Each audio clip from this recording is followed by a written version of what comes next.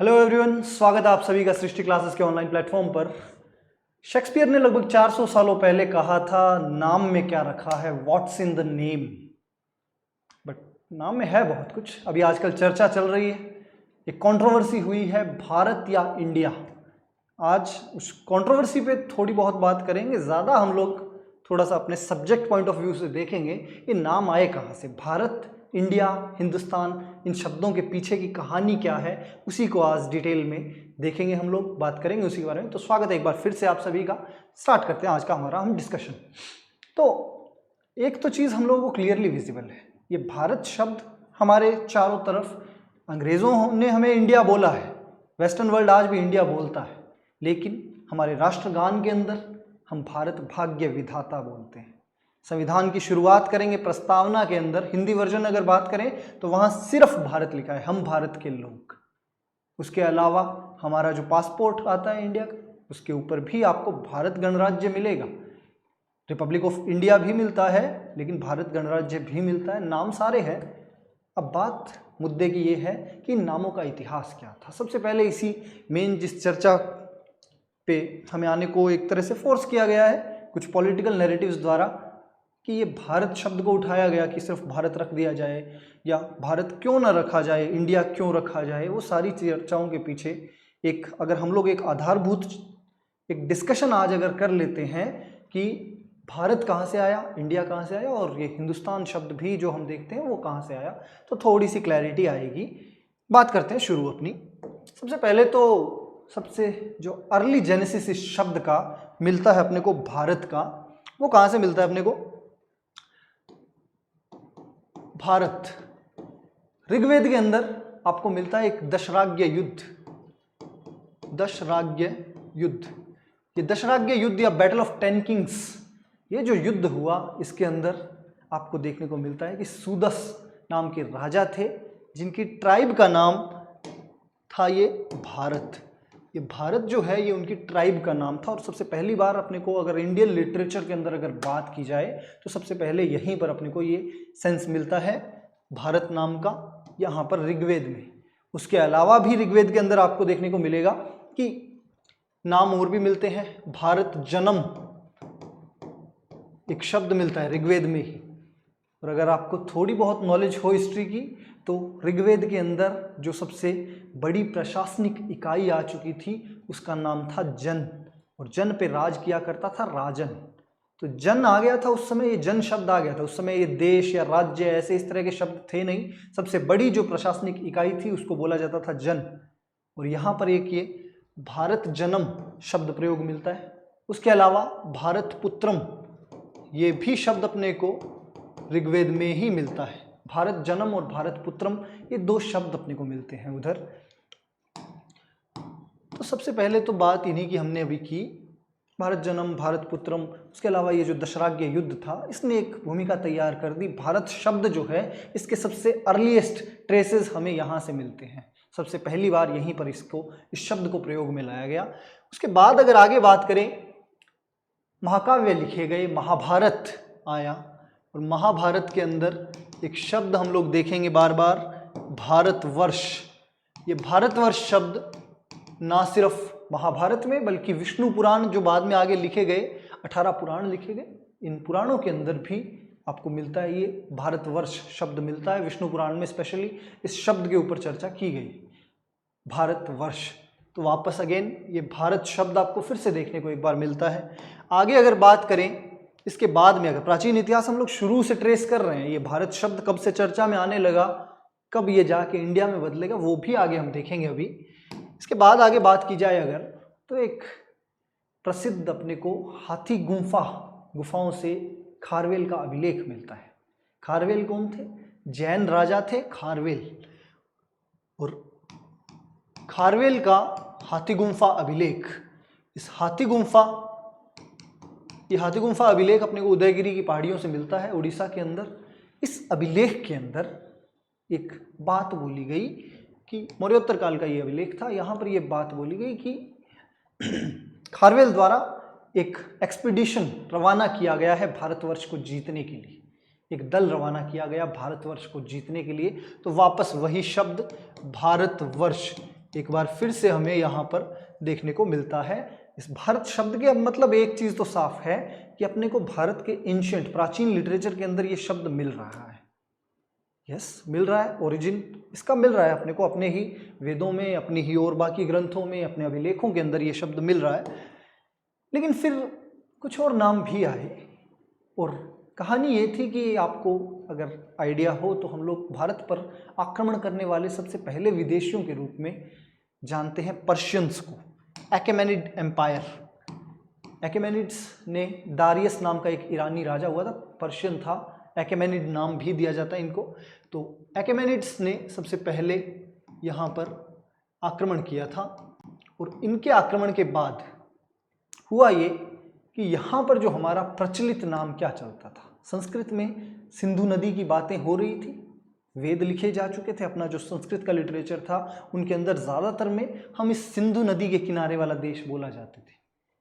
और जब ईरानियंस यानी ये पर्शियंस आए, इन्होंने इस सिंधु को, नाम था ये सिंधु, और सिंधु को हिंदू पढ़ा गया इनके द्वारा। ये दिक्कत पर्शियंस की थी स को है रखने की। हमारी एक प्राचीन रिवर है सरस्वती, उसका भी नाम कई जगह पे आपको हरखावती मिलेगा। स को है बोलना ये दिक्कत थी और यहाँ से प्रोनाउंसिएशन के अंदर ये जो प्रॉब्लम हुई, उसने ये नाम ले आए ये पॉपुलर कल्चर में हिंदूस या हिंदस, ये इसको प्रोनाउंस अब हम आजकल हिंदूस कर रहे हैं, बाकी इन्होंने ये HIND ये शब्द इनके लिए पॉपुलर हो गया। पर्शियंस आए थे, ये पर्शियंस का था यानी ईरानियों का, ईरानी आक्रमणों के अंदर ये नाम आ गया हिंदू। उसके बाद जब आगे बढ़े हम, तब बात आई कि अगले जो इनके बाद विदेशी हमारे ऊपर आक्रमणकारी आए वो थे ग्रीक्स यानी यूनानी।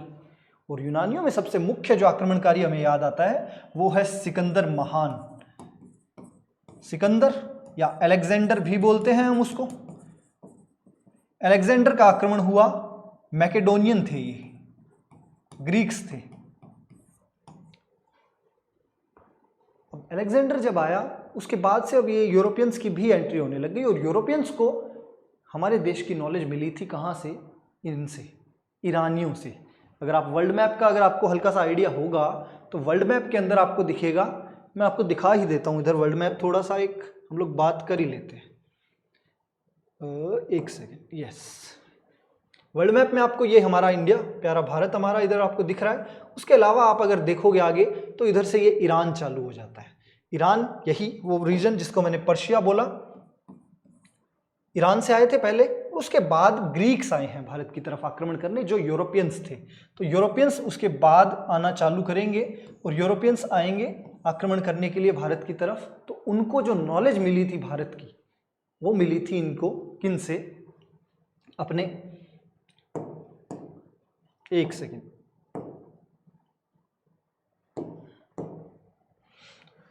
जस्ट अ सेकेंड,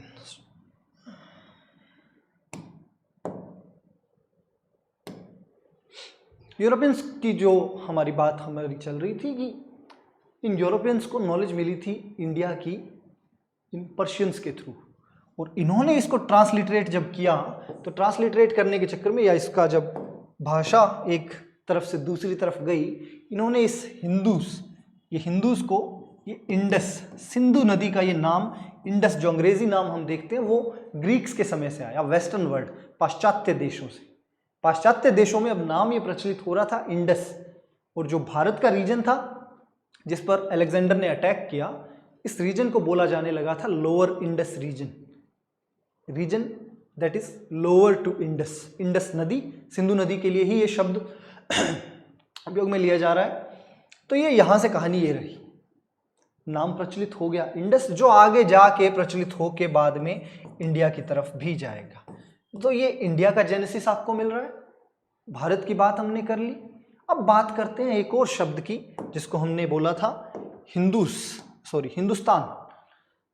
ये हिंदुस्तान, हिंदू शब्द पहले आ ही चुका था और बाद में इसके साथ ये जो STAN, हिंदू पहले से प्रचलित था। ये STAN सफिक्स लगा दिया गया, प्रत्यय हम हिंदी में जिसको कहते हैं, ये सफिक्स लगा और ये नाम हिंदुस्तान प्रचलित हुआ। सबसे ज़्यादा प्रचलित हुआ ये दिल्ली सल्तनत के समय से। 1206 से भारत में दिल्ली सल्तनत आ गई थी, गुलाम वंश की स्थापना हो चुकी थी और दिल्ली सल्तनत, उसके बाद आई मुगल सल्तनत 1526 के बाद से। यहाँ से ही आपको ये नाम देखने को मिलेगा हिंदुस्तान। ये हिंदुस्तान प्रचलित होगा, हिंदुस्तानी शैलियाँ प्रचलित होगी कला की अलग अलग क्षेत्रों के अंदर, और नाम बड़ा प्रचलित हुआ। ये अंग्रेज उसके बाद जब आए, अंग्रेजों ने नाम अपने पूर्वजों वाला उठाया इंडिया, क्योंकि वेस्टर्न वर्ल्ड के लिए, ग्रीक्स के लिए क्या था, यूरोपियन देशों के अंदर नाम प्रचलित हुआ था इंडस का। और अलेक्जेंडर के आक्रमण के बाद से ही उन्होंने, मैंने आपको पहले ही बताया कि उन्होंने बोला लोअर रीजन ऑफ इंडस, तो ये नाम वहां से आया। तो अंग्रेजों के लिए नाम था कौन सा, इंडिया। ये इंडिया नाम अंग्रेजों ने प्रचलित कर दिया। तो कुल मिला के अभी तक हम बात सारी कर चुके हैं। भारत, उसके बाद हिंदुस्तान की भी बात की, इंडस की बात की, हिंदूज की बात की, इंडिया की भी बात की। क्विक रिवीजन की अगर बात करें तो सबसे पहले ऋग्वेद के अंदर आपको नाम मिलता है भारत। किस लिए, एक ट्राइब थी जिसका राजा था सुदस, और एक दशराज्य युद्ध हुआ था, बैटल ऑफ 10 किंग्स, 10 राजाओं का। उस युद्ध में जीतेंगे सुदस, वहाँ ये नाम भारत प्रचलित हुआ। ऋग्वेद में ही आपको भारत पुत्रम, भारत जन्म, ये नाम मिलते हैं। इन नामों के अलावा उसके बाद हम जब आगे बढ़े, महाभारत के अंदर भारतवर्षम मिलता है, विष्णु पुराण में भी मिलता है। तो ये भारत नाम तो बड़ा पॉपुलर हो चुका था। आगे जाके हाथीगुम्फा अभिलेख मिलते हैं, उदयगिरी की पहाड़ियों से उड़ीसा के अंदर खारवेल के उन अभिलेखों के अंदर बात की जाती है कि खारवेल भारतवर्ष को जीतने के लिए सेना भेज रहे हैं। तो भारत नाम तो बड़ा प्रचलित हो गया था। अब बात आई कि आगे ये इंडस, इंडिया, हिंदूज, ये सब कहाँ से आया। तो वापस थोड़ा सा पीछे गए, हमने बात की कि आए थे कौन, पर्शियंस सबसे पहले आक्रमण करने आए थे। एक्मेनिड एम्पायर हुआ करता था, दारियस राजा था उनका, और दारियस के आक्रमण के समय से ही इन्होंने भारत में ये जो सिंधु नदी, संस्कृत के अंदर शब्द यूज कर रहे थे हम सिंधु, सिंधु के लिए स को ह बोलने लगे ये लोग, और हिंदू शब्द आया बाद में जो आगे जाके सफिक्स लगेगा STAN और बनेगा हिंदुस्तान। दिल्ली सल्तनत और मुगल सल्तनत में प्रचलित होगा ये नाम। उसके अलावा जब ग्रीक्स आए, ग्रीक्स कहाँ से, मैकेडोनियन एम्पायर चला था, अलेक्जेंडर आया, और उसके बाद वाले जो आए उन्होंने इसको लोअर रीजन ऑफ इंडस बोलने लग गए थे, सिंधु की जगह इंदस। हिंदूज नाम आ रहा था पहले, अब उसकी जगह इंडस बोलने लग गए, और इंडस से ही बाद में जो पाश्चात्य देश थे उन्होंने हमें इंडिया कहना चालू कर दिया। ये तो नाम आ गए। अब थोड़ी सी बात जो ये कंट्रोवर्सी चली है उसके ऊपर भी कर लेते हैं, थोड़ा अपना एक ओपिनियन भी लेके आते हैं। पहले प्रधानमंत्री थे हमारे पंडित जवाहरलाल नेहरू, उन्होंने डिस्कवरी ऑफ इंडिया एक बड़ी फेमस किताब लिखी थी, अपने देश के बारे में बहुत कुछ, अपने देश की डाइवर्सिटी के बारे में, विविधताओं के बारे में बड़े डिटेल में, बड़े प्यार से, बड़े शानदार तरीके से वर्णन किया इस किताब। और आपको इस किताब में दिखेगा कि यहाँ पर नाम जो है भारत भी यूज किया गया है बहुत बार, हिंदुस्तान भी यूज हुआ, और उसके अलावा आपको इंडिया भी दिखेगा। तो भारत की जो विविधता थी वो भारत के नामों में भी दिख रही थी, और भारत के पहले प्रधानमंत्री ने अपनी इस किताब के अंदर बिल्कुल भी अपने आप को रोका नहीं किसी एक नाम तक सीमित रखने। बात यही थी, आज भी यही है कि जब हमारे इतने नाम हैं तो हम बंद के क्यों रहे। कॉन्स्टिट्यूएंट असेंबली, एक मीटिंग इनकी रही 17 सितंबर 1949 को, पंडित अपने doctor Bhimrao Ambedkar final constitution का ड्राफ्ट लेके आए थे। फाइनल एकदम कॉन्स्टिट्यूशन लाया गया, उसके अंदर आर्टिकल पहला जो था उसी के अंदर बात आ गई थी इंडिया की और भारत की, दोनों की, दोनों नाम इनको साथ में दिखेंगे आर्टिकल 1 के अंदर। India that is Bharat shall be A union of states. ये जब लाया गया तो इस कॉन्स्टिट्यूएंट असेंबली के अंदर बैठे सारे के सारे अपने जो नेता थे, इनमें से बहुतों ने विरोध किया इसका। बहुत सी अलग अलग तरह की लॉजिक्स लाई गई उनके द्वारा। लॉजिक्स कुछ ये थे कि भारत जो मैंने सारी आपको भारत शब्द की कहानी बताई कि हाँ हमारे ट्रेसेस इसमें। कुछ ने बोला कि आप एक काम करो, आप इसको बस रख दीजिए कॉन्स्टिट्यूशन के अंदर, साफ साफ रख दीजिए कि भारत का ट्रांसलेशन अंग्रेजी में इंडिया किया जाएगा। आपको लिखने की जरूरत नहीं है कि इंडिया दैट इज भारत। कई डिबेट करने लगे, भारत पहले आए इंडिया बाद में आए। कई ने कहा कि ये नहीं हो वो नहीं हो। भीमराव अंबेडकर का एक ही जवाब था उनका इस पूरे डिबेट में, इस वाद विवाद के अंदर जो क्लोजिंग आंसर था वो ये था कि अभी हमारे पास ये सब करने का वक्त नहीं है। कोई भी सदस्य ड्राफ्टिंग कमेटी का इस चीज़ के ऊपर आपके विरोध में नहीं है कि भारत नहीं रखा जाए। हमने रखा है भारत, भारत नाम रहेगा हमारे संविधान में। हमने एक एक्स्ट्रा नाम रखा है इंडिया। भारत से किसी को कोई विरोध नहीं है, बात वही थी। अभी एक फिर इसके बाद वैसे डिमांड तो ये ऐसा नहीं है कि कोई नई डिमांड है कि भारत रखा जाए भारत के संविधान में। अभी पीछे कॉन्स्टिट्यूएंट असेंबली का तो मैंने बता ही दिया आपको कि जब अपना संविधान बना उस समय पे भी डिबेट हुई, लेकिन डॉक्टर अंबेडकर ने इस चीज़ को शांत किया। 2020 के अंदर एक पिटीशन डाली गई थी सुप्रीम कोर्ट में। Justice S.A. बोबडे हमारे चीफ जस्टिस ऑफ इंडिया उसी बेंच के अध्यक्ष थे जिसने इस पर जजमेंट दिया। उन्होंने क्लियर कट बोला, India is already called Bharat in the constitution itself. India को कॉन्स्टिट्यूशन के अंदर, संविधान के अंदर ही भारत बोला ही गया है, तो डिबेट है ही क्या। भारत ऑलरेडी है हमारा नाम और इंडिया नाम भी है।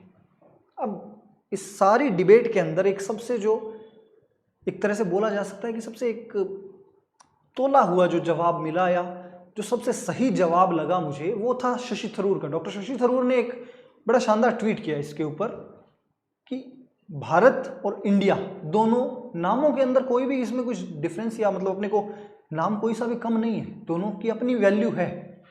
लेकिन किसी को एक को हटाना ये बेवकूफ़ी होगी, क्योंकि जो ये इंडिया शब्द को जिसको हटाने की बात की जा रही है, इंडिया के साथ एक ब्रांड वैल्यू अटैच है। आप मार्केट की भाषा को भी आपको समझना होगा। वेस्टर्न वर्ल्ड में हमें इंडिया के नाम से जाना जाता है। इस शब्द इंडिया के साथ एक ब्रांड वैल्यू अटैच्ड है और उसको आप इतनी आसानी से हटा नहीं सकते।